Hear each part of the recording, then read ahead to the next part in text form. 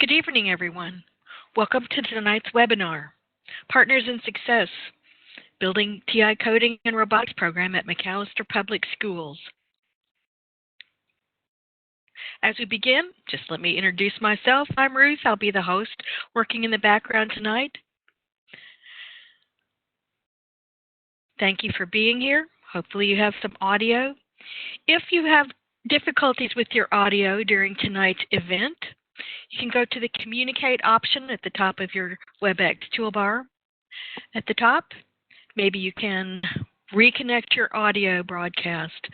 If you continue having difficulties with audio, you might want to just wait and view the recording at a later date. That would ease some of your frustration.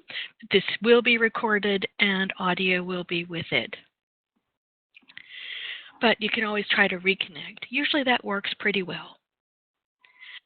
If you have questions or comments this evening, we'd like for you to use the chat panel. The chat window appears over at the right. If you don't see it, hover your cursor or look down at the bottom of your WebEx panel, see if you can see a chat bubble.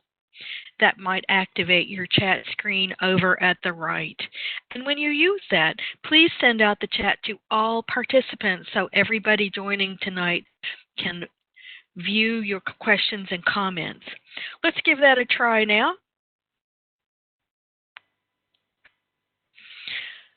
Using your chat over at the right of your screen, where do you live? Send out a greeting. Thank you. Seeing some participants do that already. Again, from the drop-down menu, if you have a send to or a to option in that window, sometimes it's all the way at the bottom under some names, to all participants. Okay. Keep trying. At the very top, you might have hosts or presenters or panelists. Keep moving all the way down the list of names and send it out to all participants. One reason we'd like for you to do that, we'd like to know where you're viewing from this evening, and also we're going to have some opportunities to share information about yourself here in a little bit, and some other questions and comments throughout the webinar tonight. So we want to make it a little more interactive to be sure that you're sending out to all participants. So thank you for that. This evening, our presenters are Tim and Brett. We're going to have them speak to us here in just a minute. Tim is Mathematics Department Lead and Mentor Teacher at McAlester High School in McAlester, Oklahoma. In addition to his work in Mathematics Department at McAlester High School, Tim is a T-Cubed Regional Instructor. He connected with T-Cubed in 2008 through a Gear Up grant. And it continues his professional development.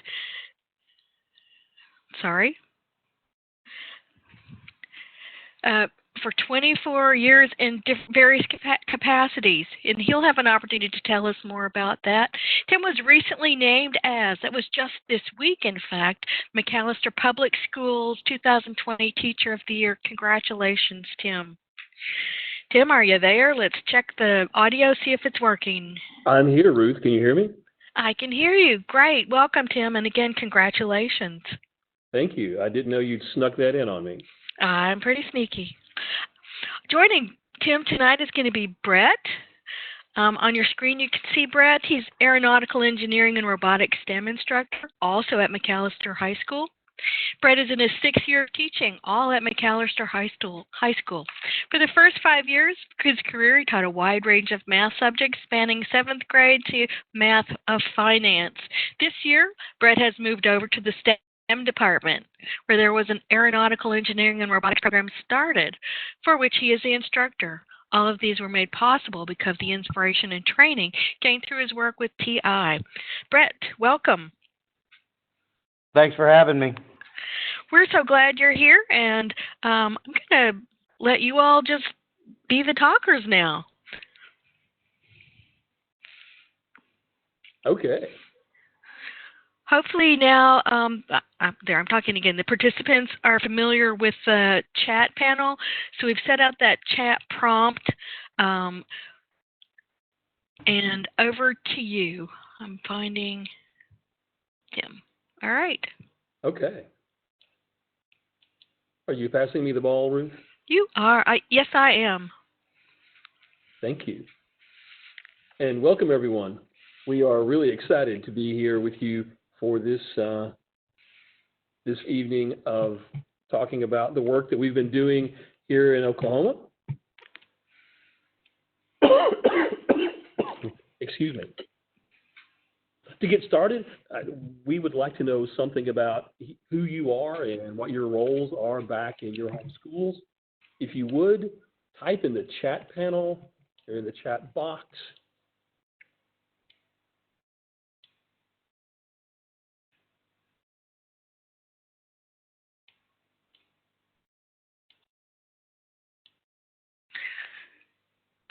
As you're sending out the description of your role, please be sure and use the all participants. If you just send it to the panelists, we won't all get to see. So all participants from the drop-down menu. Thank you.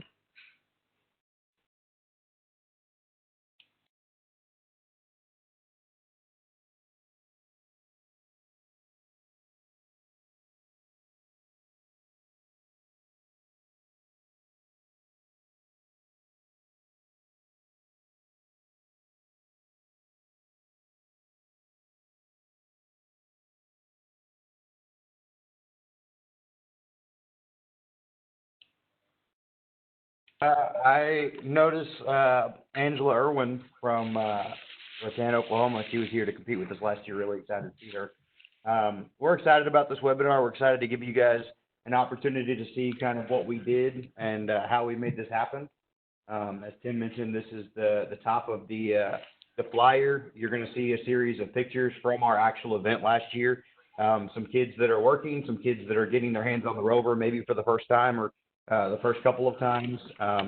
Just a series of different things. Kind of our goal today is to teach you how we kind of came up with this idea, how we made this thing happen, how we went through the process of building this. But more importantly to us, we want to be able to answer questions if you have them. We want to be able to help you guys out. We want you guys to be able to do this where you are. So feel free to ask questions. We'd love to answer them. We may miss them in the chat window, so come back to the question and answer at the end if you have questions. But we'll try to do our best to answer every question, and we're excited to have you guys here this evening. It looks like we have lots of classroom teachers this evening, Brad. Yeah, very excited about that. Hopefully you guys can pull something from this, and you guys are as excited as we are. I don't know if it's possible to be as excited as you are, Brad. Well, I come with excitement sometimes. Ooh, Pensacola, Florida. Also, shout out to the person from Honduras. I saw that. I'm very excited that you are here. Well, again, as Ruth said, we'd like to tell you a little bit about who we are. As you already know, I'm Tim. We both work in McAlester High School. I've been at this site 27 years. This is my 33rd year as a teacher. I have been 24 years as a national staff development presenter in one role or another. I work for a couple of other staff development programs nationally, but certainly T-Cubed is my first love. Right now, my teaching assignment is trigonometry and AP calculus, and I'm also the mentor math teacher. That means I get to work with the teachers in the department here at the high school, as well as teachers at another site, our junior high site, to try to build some culture in our department and hopefully, honestly, to get our ACT scores top notch here, as that's how our school is judged in Oklahoma. Brett? Yeah, my name is Brett Lawley, and this year, as Ruth said, I've gotten the opportunity to jump over to the STEM side, and we started an aerospace engineer career path, career tech program. We're excited about that because aviation is the second leading industry in Oklahoma, and so that's a big career path for us. And I also get to teach robotics. About half of that class is based in TI with the rovers, the innovators, and the handhelds. And the other half, we compete in FIRST Robotics. We were rookie teams this year. We had a pretty good season. Learned a lot. Learned a lot of what not to do, more so than what to do, but we're going to continue to grow.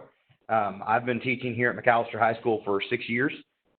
13 years ago, I sat in this very classroom, almost in this very same desk, as Tim was my trigonometry teacher. So really cool kind of full circle thing there.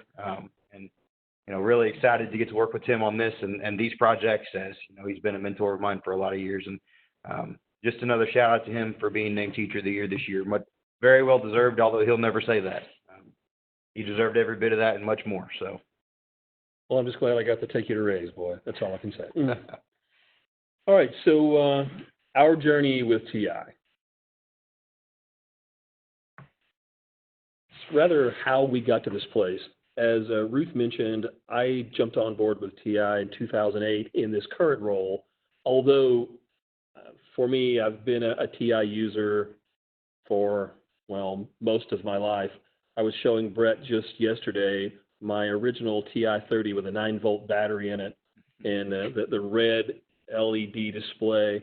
So teaching with TI and the pedagogy that surrounds it has been really interesting, but it really blew up and we had a chance to get involved with Gear Up and the training and the coaching, the pedagogy that's built around these devices.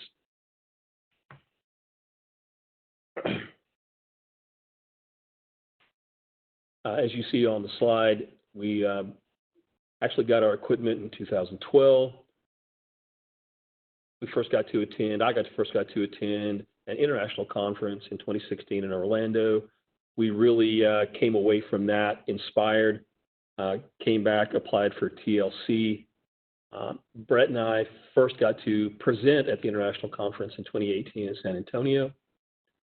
That summer, we had our very first STEM camp. You know, I learned about STEM camps in Orlando in 2016, and frankly was a little overwhelmed at the idea of doing that here in Oklahoma. But turns out it was very doable, and brought Brett alongside me as well as some other people in my department who became very excited about this process, and we pulled off our first STEM camp in 2017. Seeing that our goal with getting kids engaged with programming, with coding, I guess is the modern word, right, Brett? Mm-hmm. We convinced our administration to let us start a robotics class in 2018, and that's really been Brett's baby. Yeah, so the robotics class last year that we started was also half TI, and then we also forged a partnership with Amazon through their Future Engineers program, and so we provided a semester of Python programming and then a semester of TI Rover, TI Innovator training, where we went with the 10 minutes of code, but then as the backbone, but then developed our own assessments and our own activities from that.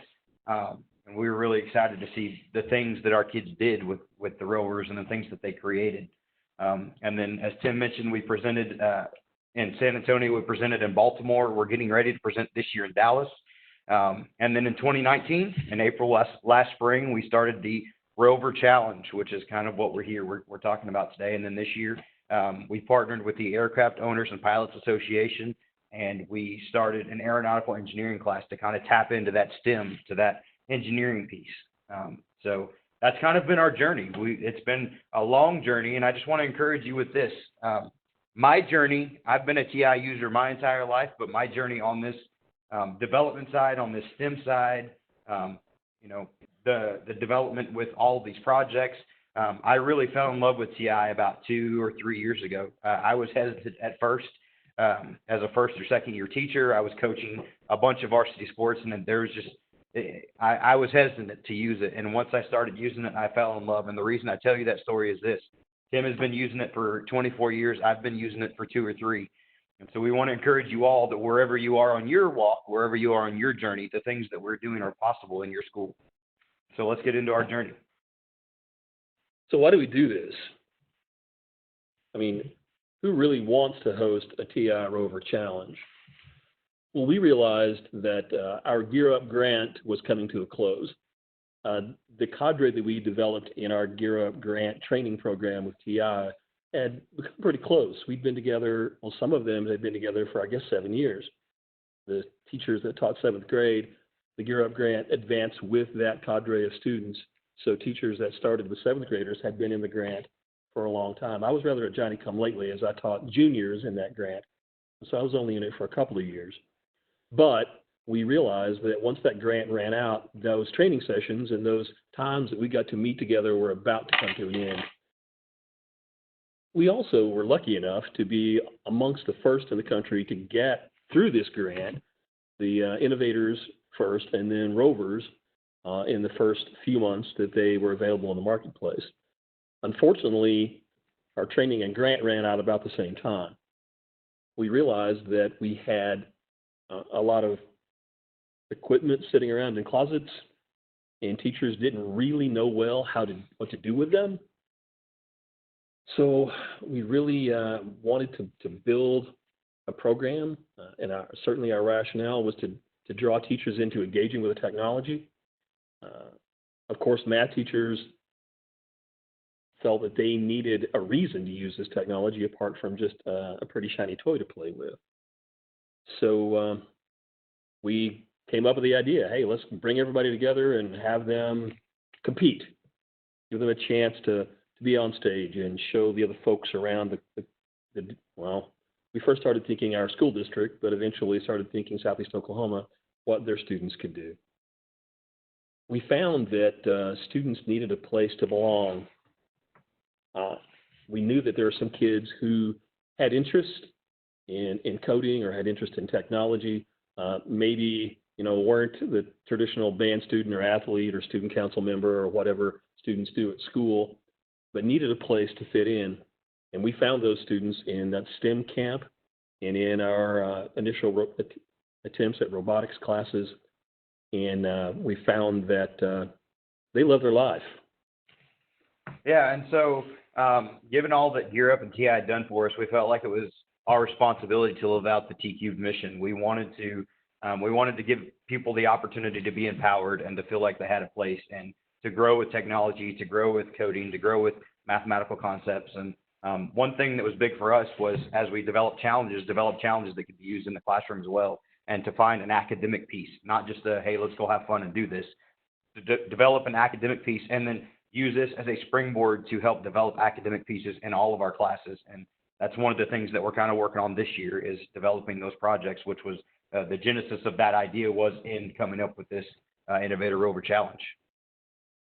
And please don't forget, if you have a question for Brett or I about any point or just a flail, feel free to pop it in the chat window.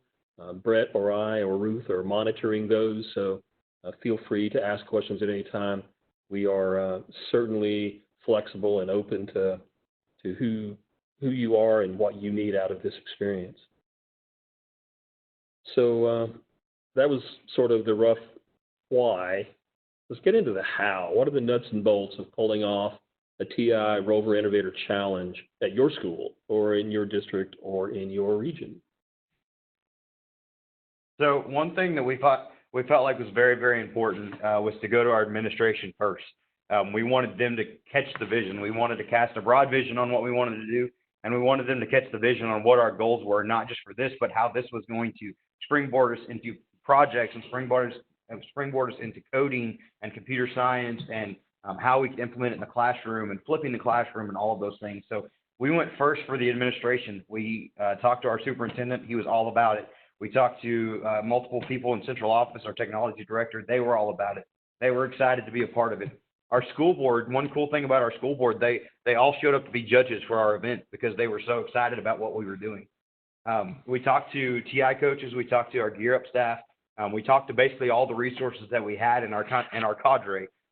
We tapped them for ideas. We tapped them for, what do you think this looks like? Help us based on your experience that you've had, because you've had more experience than us. What does this look like for you, for us? And then we wanted to get the rest of the STEM teachers involved and have them be a part of developing the challenges. What are some, who are some kids that we can target for this? What are some things that we can try to build in that we can add to the TI piece. And certainly as a part of that, as we built challenges and started thinking about making this experience happen, we wanted to support the students first, but also in the back of our minds was what good are faculty members going to get out of this? Like what can, in the end, what challenges can we package to hand to individual students and teachers particularly, to drive their own curricula in their particular classrooms. Well, and the next piece we wanted to do is we wanted to contact the community. When we wanted to talk to parents, we wanted to talk to industry leaders that applied to this. We wanted to get community involvement. We wanted it to not just be McAlester High School. We wanted it to be McAlester Public Schools, and then we wanted it to be McAlester, and then Pittsburgh County, and then southeastern Oklahoma. We wanted to grow, and we knew in order to grow, we had to get outside of the walls of these classrooms. And so we went into the community, and we talked to people, and we said, what are some skills that our kids can have that we can help develop for your workforce, for your company. And then the big thing that we want to do in the future is we want to be able to devise a plan on a regular basis to provide some incentive for people to help financially. If we get there, we're going to be blessed with that. We're going to help, but to bring in more people that are willing to help. You know, we had a ton of volunteers this year.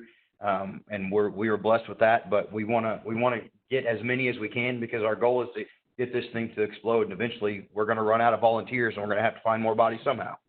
So that's a tip that we would have for you, is if you're planning on doing this annually, if this is something you're interested in, start thinking about that, how you're going to gather those workers in the long term.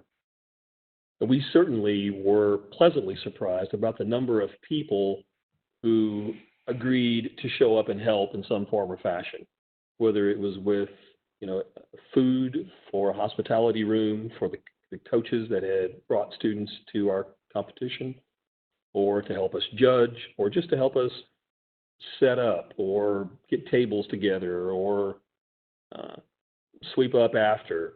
We certainly had lots of technical folk who were willing to help us make sure that our equipment was working and the computers were working and the network was up and all those things. Well, and you'll see here in a couple of slides one kind of funny event that happened to us on the day of the event. We needed to call in more people than we even realized. So we'll tell you about that here in just a minute.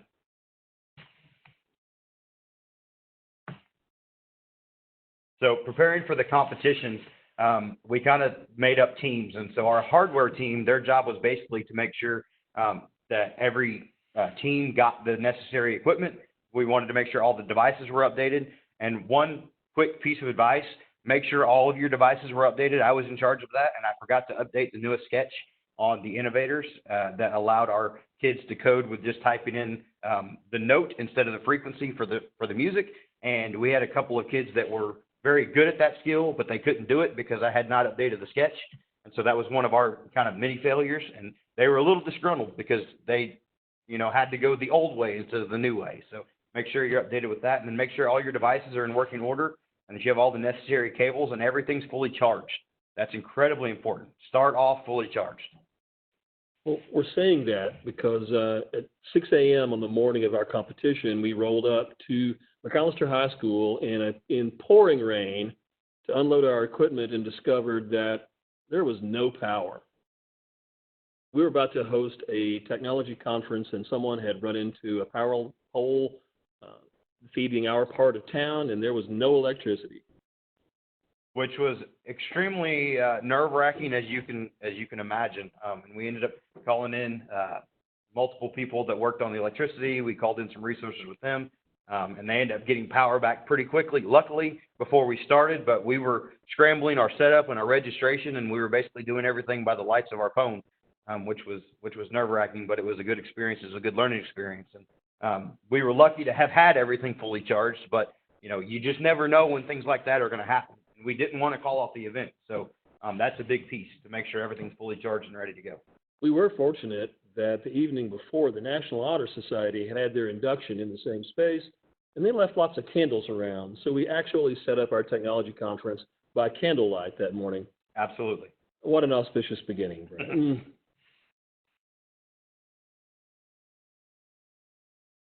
So the meat of our competition was developing the challenges.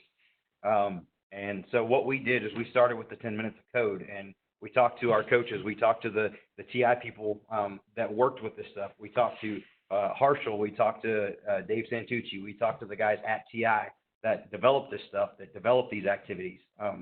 And they gave us some ideas. We took 10 minutes of code and we developed some basic stuff because we wanted kids to have success where they literally could log into 10 minutes of code and basically just copy what they learned there so they could have success. But we also spun off of that and developed different levels, developed different challenges that were unique and pulled a couple of those pieces together. And we tried to come up with 10 really worthwhile challenges with at least 3 or 4 levels of difficulty or levels of completion. And so one thing that I would encourage you, and one thing that we tried to do is consider your audience, consider where you are geographically. If you're surrounded by farmlands, then code your challenges or make your challenges be based in something that's applicable to where you are. Make it farm related. If you have a waterway close to you, make it something related to waterway travel. Be unique to where you are. Take the 10 minutes of code. That's a good foundation, but be unique to who you are and who your kids are, and try to target your audience at who is going to be there. So that was one thing that was big for us. We certainly had a broad variety of skill levels of students who appeared at our challenge. We had 6th grade through seniors, students who were sitting in 6th grade math up through seniors who were sitting in coding classes, and they were all competing together. So we devised our challenges so that at each of the 10 challenges that students faced, there was a beginning level that wasn't very far off the 10 minutes of code experience. But in each challenge, there was at least 3 added segments of the challenge where students could earn more points as they went through. We'll talk about our point system and how the challenges played out a little more fully in just a moment. Certainly, we needed to give teams that were preparing to come to this challenge some good descriptions of what they were going to face. So without giving away the details, we wrote some general descriptions of what each of the 10 challenges were going to entail. One of them was built around that bow tie challenge or bow tie experience that everyone does when you first learn Rover. So, in our description, we told the coaches that we're going to bring teams to our challenge that students need to be able to, form or have the rover draw out geometric figures with the pen on a whiteboard. Just for instance, that was one of the ones that we chose to do. We had 10 different ones. Of course, some of our challenges used the handheld only and were just coding. Some used the innovator, and others, of course, used the rover. It's also important, especially if, like us, you end up with volunteer judges. As Brett mentioned, we had school board members who were certainly not math or science folk who were interested in what we were doing and showed up to help judge. We had some parents. We also had the technology director. But it was very important that we write rubrics for those judges that are easy to understand. We'll get a little bit more into that in just a second. In fact, we have a sample rubric here. Yeah, so one thing that I wanted to reiterate with the different challenges is we wanted to make sure there were handheld, innovator, and rover challenges, just because we didn't know what technology was available to the people around us. And so we didn't want to make it all rover and have people show up that had never touched a rover before. And so I encourage you to do that, to make sure that you understand what technology is out there, but also it's okay to make this with just handhelds. It's okay to make this with just innovators. We had the technology, so we used all 3, but utilize what you have. As far as the rubric goes, we wanted to give very basic, thought out, be intentional with how we wanted things to be scored. And so for the bow tie, it was just 2 equilateral triangles, essentially. And so we told our judges these are the checkpoints. If they make the first turn, if they make the second turn, third turn, or if they complete the bow tie within 2 inches of the starting point, to make sure that all the angles kind of matched up right. And I kind of told them, hey, be aware of any kind of slippage and kind of give them a little bit of, have a little bit of give if the wheel slipped a little bit on a turn, let them run it again or whatever else. And then we gave very detailed descriptions of what the degree should have been, which way the rover should have turned. But I also told them, hey, this isn't the end-all be-all of the challenge. If the rover turns backwards at 60 degrees and it turns left at 60 degrees and goes backwards, that's okay too, as long as they complete the task. And so we wanted to make sure that each judge who had never touched any of this TI technology before knew exactly what to expect in detail. So a code or two that will look familiar to you. Here's some screenshots of some of the simple codes that we used in the competition. So the code on the left is just a simple averaging program. This was like the fourth level of this program where they created a for loop. It requested the user to input how many grades, and then it totaled the average. It ran the for loop that many times and totaled the average, or gave them the average at that point. And then the one on the right is the bow tie code, which is very simple. These were two of our kind of right out of 10 minutes of code, maybe a little bit, pulling in a little bit more right out of kind of basic training with Rover. But we wanted to make sure that there were some basic challenges. There were some pretty easy challenges there. Because again, we didn't know. We knew, and I want to give a shout out. We knew we had some sixth graders coming, and we knew that there was a girl sitting in my class that had a full ride scholarship to Brown University. And so we knew that we had a wide range of people that were coming, and we were pleasantly surprised when Rattan, Oklahoma showed up with sixth graders, and their team finished second in our competition, just 10 points behind my quote-unquote star team. And we were very, very happy with, and that was, honestly, to me, that was the highlight of the event, was them coming in and having so much success with being sixth graders, because we just thought, well, they're just sixth graders, so we have to give them something easy to succeed with, and they blew us out of the water as far as our expectations. And so I wanted to give a shout out to those guys, and I just encourage you to be realistic with your audience, but also don't underestimate who's coming. Make sure that you reach all of those levels, because you just never know what's going to happen.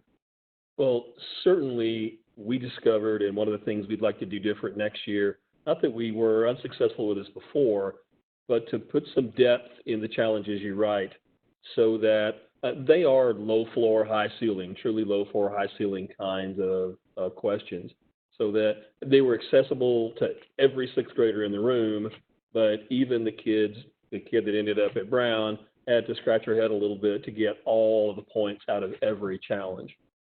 I did want to address this, one of the questions that popped up in chat here, Brett, about how to include 10 minutes of code. I'm assuming that Trudy, you're a mathematics teacher and trying to do Tech Friday. For me, I'm not a coding teacher fully. I just use these devices in my math classes. I did see that difficulty with some retention.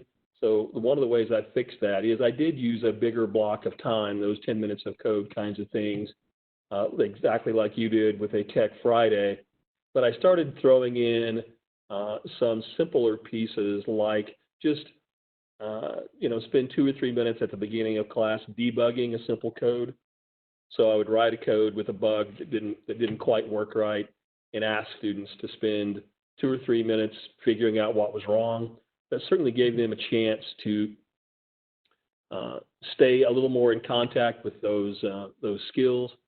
And those students who had devices of their own, but often fiddled with it in our own time and come back in with extensions or other questions for me as we moved along. So as we mentioned, we broke up into teams, and one of the biggest teams was the logistics team. And we had this team basically in charge of setting everything up. And so we wanted to make sure we secured a site that we thought was going to be big enough. And we luckily here had a gym and a seminar room and a cafeteria all in the same building. And so we reserved that space. One thing that I'm going to encourage you with, plan bigger rather than smaller, because I thought that we had plenty of space, and come to find out, we were kind of crammed in there with who we had, with the amount of kids that we had. And one thing that's important is to figure out how to set up your challenges.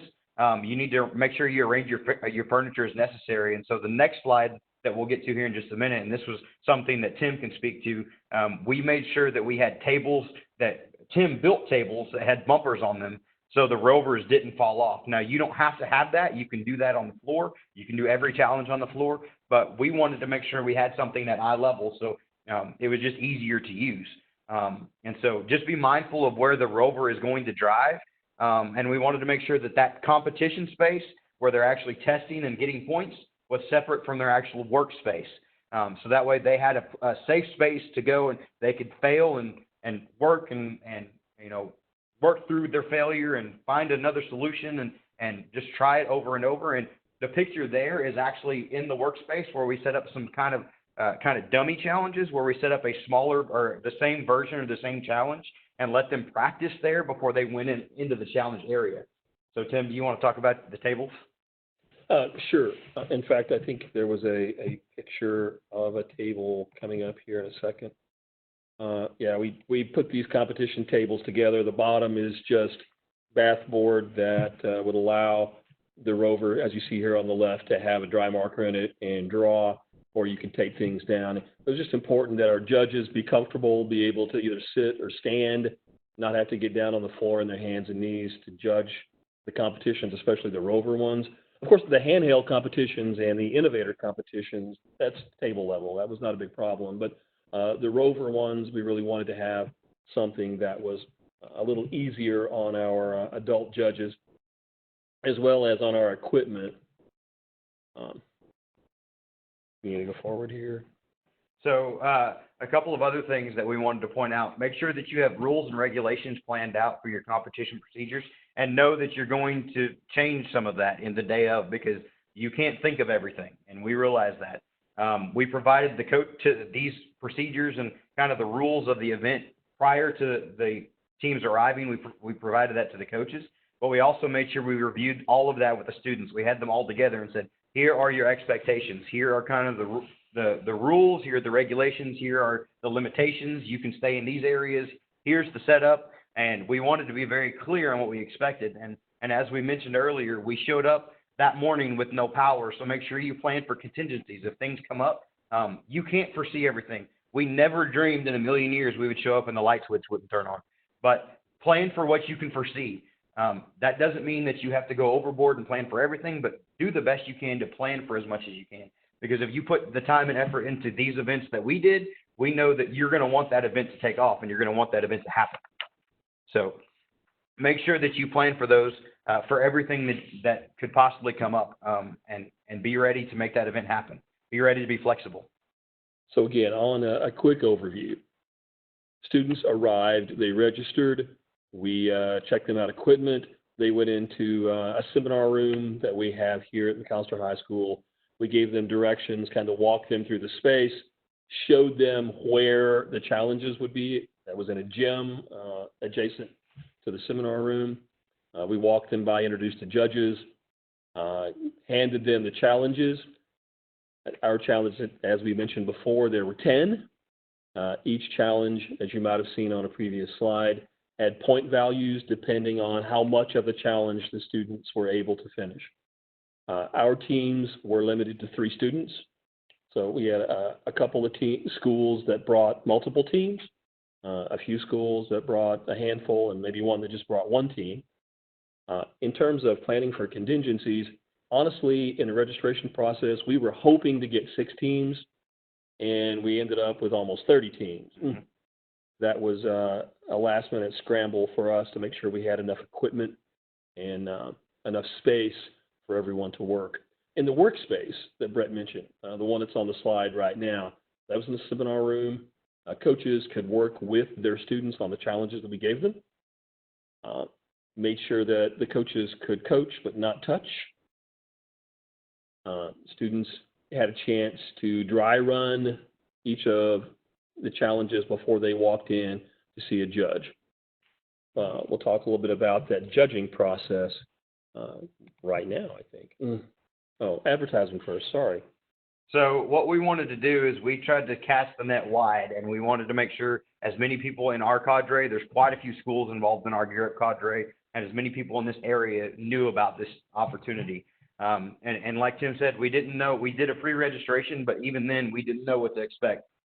So we talked to everybody in our cadre. We talked to other schools in our district. We talked to the TI representatives, the TI coaches. We basically talked to everybody we could talk to and said, here's our vision. Here's what we want to do. Come hang out with us. We shared it on social media. And, for us, the advertisement was pretty cheap. Now, Gear Up in Eastern Oklahoma State College, which is about 45 minutes away, they made up some flyers for us. So we had some promotional materials. They designed the top of that flyer with the rest of the flyer that you saw earlier in the PowerPoint. But as far as advertisement can be very cheap. So don't get bogged down in spending tons of money in that, tons of resources in that. It's word of mouth. It's build your network. It's send it out to people that have listservs and email connections, and have them help you send out your event and get it out there. So in terms of, how much did this cost us to pull off? In total, with some donations, with a little bit of grant money that we got, we spent in total about $900 on this event. So this wasn't enormously expensive to pull off. Frankly, we could have pulled it off for about a third that much. It turned out that we had some donors that we had about $1,000 to work with, and we ended up, as I said, building tables and making sure we had every piece of equipment that we could have wanted on that day. So not enormously expensive to pull off, considering the number of students that we had served on that day. So one of the first things we did on the day of the competition was we wanted to meet with the judges and kind of explain their role, kind of explain what was going on. A big piece to this that we didn't get to do a great job of because we were fighting the darkness was we wanted to model each challenge. And one thing that I want to make sure that we reiterate and we hit multiple times is make sure that you have whoever has written the challenge, that you have also written the code and you know how that challenge works, and don't just copy and paste it from 10 minutes of code or whatever else. Make sure you have written the code yourself so that you can explain all of those details. Those detailed rubrics that we showed you a minute ago, you can't write those unless you have written the code and developed the challenge yourself. Then we provided the rubric that we talked about before for what to expect, and we discussed how to award points with the leveling system. And equally as important as you writing the code, we let them ask questions so they had a complete and thorough understanding of what the expectations were with every challenge. As we mentioned, most of our volunteers had never touched this technology before, and a lot of them don't do a lot with technology in their daily lives other than, Microsoft Office or Google Suite. And so we wanted them to be able to ask as many questions and feel as comfortable as possible. They were giving up a full day to help us, and so we wanted to make that comfort level as high as we possibly could. Now, that comfort level did pay off for us because to a person, every one of our judges left saying what an enjoyable time that they had had, and all of them have expressed an interest in being willing to help us going forward. So taking care of those people is tantamount to your success moving forward if you decide to do this, whether it's just in your local building or in your district or moving forward. Also, a piece that was really important, we had a separate group that was in charge of scorekeeping, and we wanted to meet with them and provide a brief training on how to record the scores. And here in just a minute, we'll show you kind of a sample score sheet.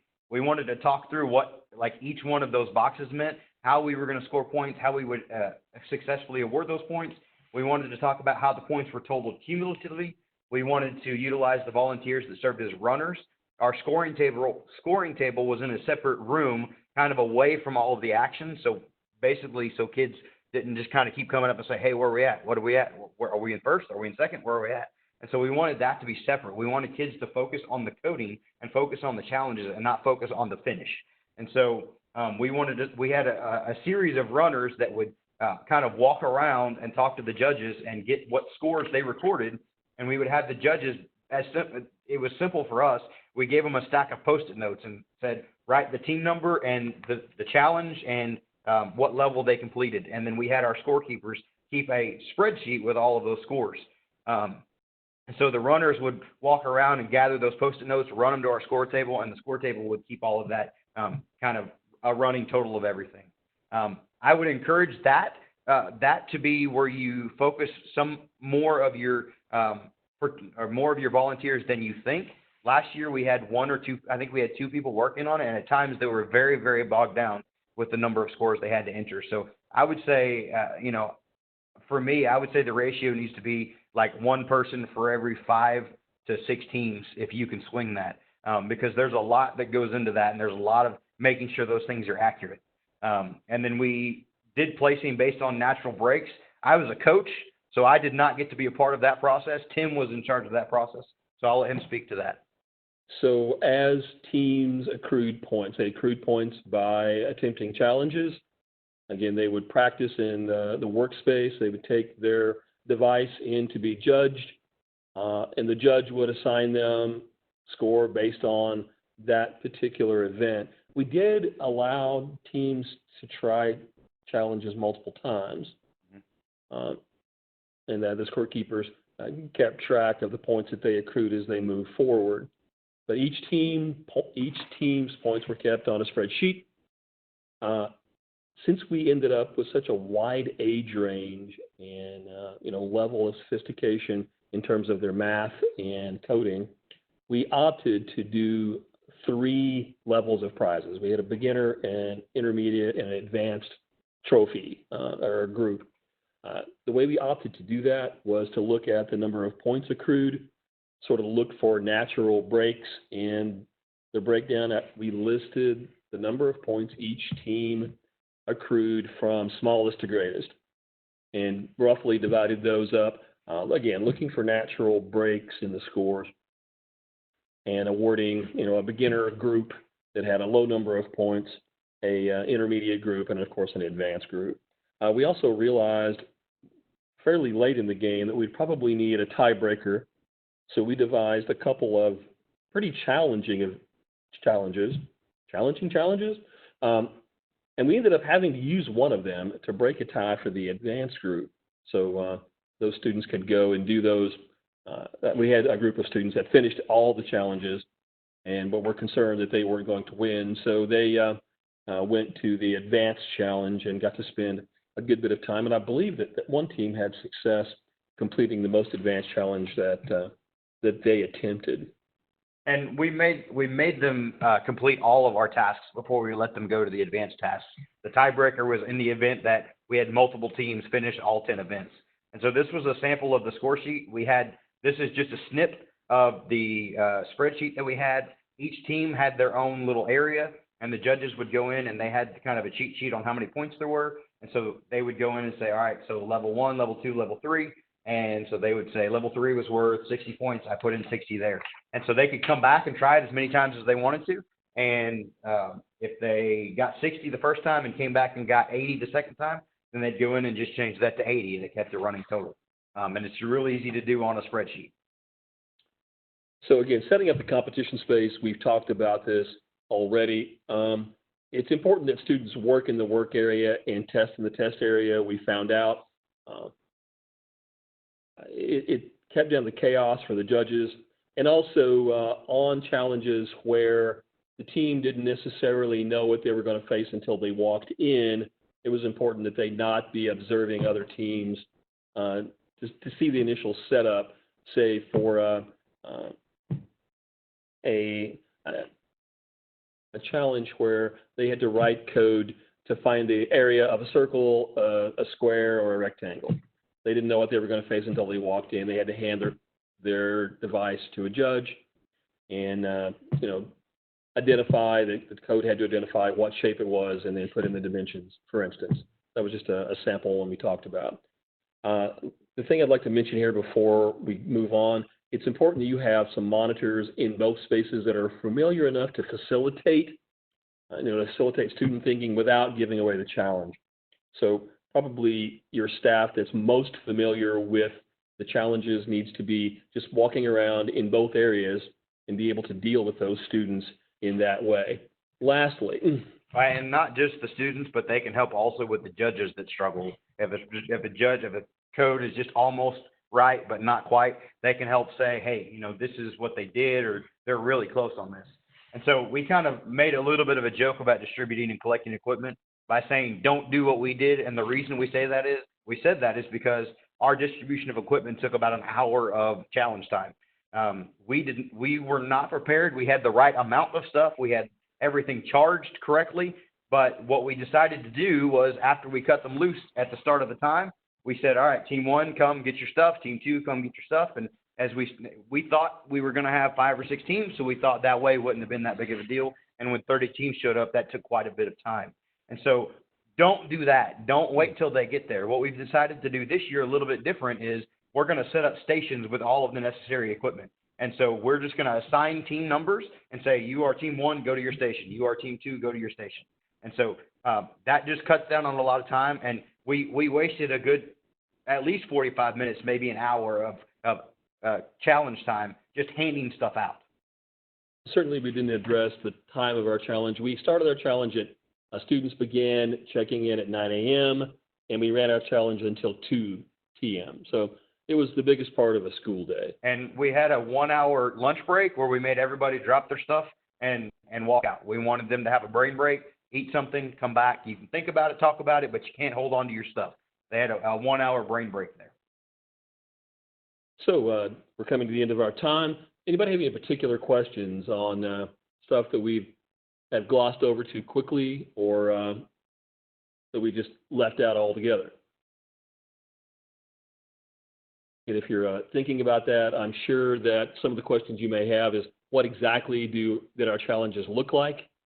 We didn't include them in this group, but if you're interested in building this for yourself, our contact information is on an upcoming slide. In fact, I'll put it up now. If you would like some samples of the challenges that we did last year, please contact either Brett or I. Our emails are on the slide now, and we can provide you that information. We are not trying to hold it too close to the vest, but we also didn't want it to be too available on the internet, on social media. Some of the challenges we want to be able to reuse in some form or fashion with this year's event. Anyone have a question we'd need to address before we log off and pass this back to Ruth?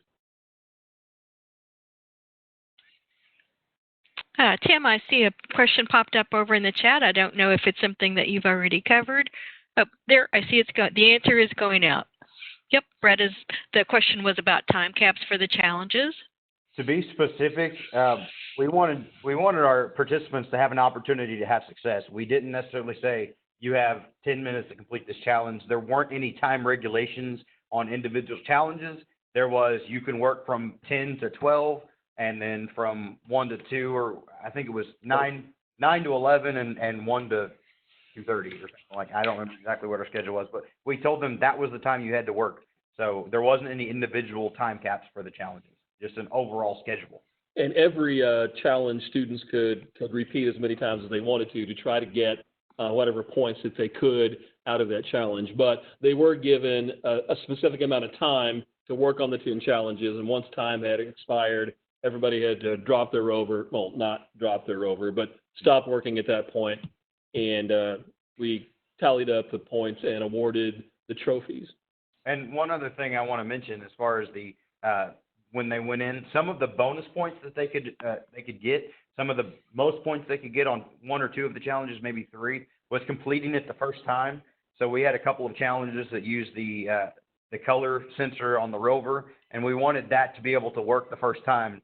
They knew kind of what it was, and we intentionally put different color tape down on the in the practice arena, because we wanted it to work for any color, not just for green or not just for red. So, of course, these were initially based heavily on the TI codes, because we knew that was what the teachers in our region were using. So they weren't TI codes challenges verbatim, but in almost all of our challenges, students could start with TI code and make some changes or to embellish it to make it more difficult to complete the challenge. Any other questions we need to address before our time expires? I see one that says, does your system offer coding as an elective? We actually offer Python and my robotics class count as computer science classes.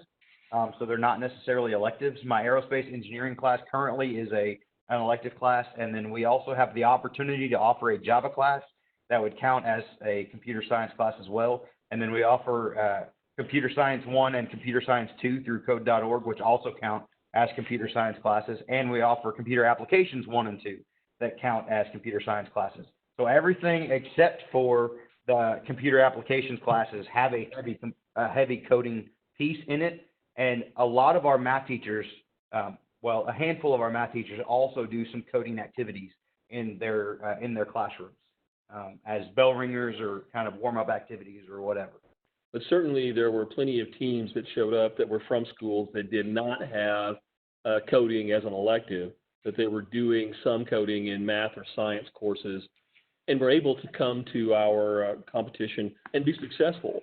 I believe, actually, Angela, you can speak to this if you're still on, but I believe Rattan is a completely after-school program that's voluntary for the kids. I don't know that that's an actual class. And like I said, they had a team of sixth graders come in and get second place in our competition. So we were very excited about that. And again, I want to reiterate something I said at the beginning. Don't think because of our experience or our resources or whatever that you can't do this, that you can do this with whatever you have if you have the motivation and the drive to do it. Please, please, please understand that. We were blessed with these opportunities. We were blessed with support. We were blessed with the opportunity to do it. But please understand, you can do it with whatever you have. You can make it work with whatever you have if that's your goal and your vision, and that's where you're passionate. Well, certainly this was something that we had no idea what we were getting into when we started. It was just kind of a flail of, we have all this stuff and we just couldn't abide that it was sitting in a closet and not being used. We were trying to give those teachers in our district an opportunity to engage and have students engage with this equipment and the ideas, the mathematical ideas, the scientific ideas that could be expressed via this coding. Any of the last questions before we pass off to Ruth? And if you think of one later on, as Tim mentioned, please feel free to send us a message on Twitter. Feel free to send us an email. Also, one of the last slides that we had, one thing that we wanted to tell you, we'll be at T-Cubed, and I can speak for myself, and I think Tim would agree. We'd love to sit down and just have a chat with you. We'd love to sit down and just talk to you. And if you have questions there that come up, we'll take some time, during the session, after the sessions, whatever else. We'd love to sit down and brainstorm with you, because we can learn as much from you as you hopefully have learned or can learn from us. I see a question about the cost of a rover. I believe that is hovering in the $135 range. So this is not a piece of equipment that's enormously expensive. But although it would be perfectly feasible to have this kind of competition with just handhelds or with just handhelds and innovators, certainly the rovers are high impact for students. Students love to watch that thing go. I think that was, even though in our competition, some of the rover challenges that we had written were some of the most difficult ones, that was the ones that even the younger students gravitated to first, because there's just that intrinsic motivation of that device doing what they told it to do. And just the ownership of making a robot move and something they've never done before. It's basically, to them, they saw it as playing a video game. It's something they're completely used to. And they were excited to make that toy move, essentially, is how they saw it. And then they started learning and getting the educational impact on it as well. And, of course, kids are going to gravitate to the biggest, fanciest, coolest-looking thing. But absolutely, you can write challenges, and we'd love to help you with some of those ideas. You can just do handhelds. You can do so much with just a handheld and with just an innovator and an RGB array. If you have some of those, you can do so much with those.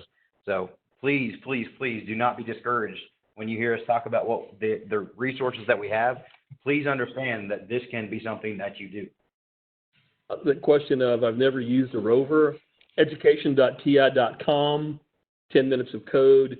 You can walk through that on your own. An adult can do it in a few minutes and have quick success with very minimal coding skills. Last questions. Ruth, it's 7:59. All right, back to me. Thank you so much, both of you. Appreciate that, and we'll be sure your contact information goes out again. The winner of tonight's drawing for complimentary registration to the T-Cube conference is Keith Craig. Congratulations, Oh, hi. Keith. Congratulations, Keith. In the chat panel, I'm going to send out this link. You can link to get a certificate of attendance for tonight's webinar. Also, in a few days, maybe 2 days from now, 3 days, you will receive an email follow-up. Since you attended tonight's event, you will receive an email follow-up. It has this link where you can go get a certificate of attendance. It also has a link to the documents for tonight. And the documents are those great slides that Tim and Brett shared with us. Thanks for joining us.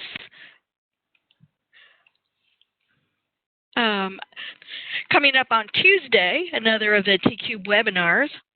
It's about celebrating NCTM's 100th anniversary. So you can find more information about that, okay, at the TI website where you've registered for this one. Okay, and let's see here.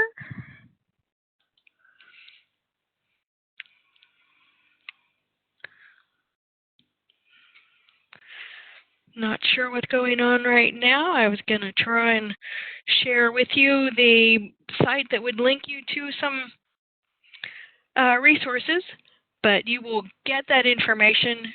All right, so there we are. This is education.ti.com, the home page for education.ti.com. Registering for professional development. Here you would go under professional development webinars. Chances are you did that for tonight. If you're interested in learning more about coding and Rover, you can look under resources, and you can find under resources, you can find STEM. So under resources STEM, if you scroll through there, you'll see resources on coding. Moving on down there, moving on down, it's much more interesting and fun when you do it yourself. We get down closer to the bottom, we see information about TI Innovator System, including the Rover, which they were talking about tonight. So again, just started at education.ti.com that Tim mentioned, and resources. You can also find some of these great resources under activities. If you go to activities, you can see near the top TI codes and STEM activities. So just a quick look at what's there at education.ti.com. Once again, thank you to our panelists tonight, and thank you to all the participants who came. You'll be getting follow-up email with links to certificate of attendance and links to the document, the slides that they had for us this evening.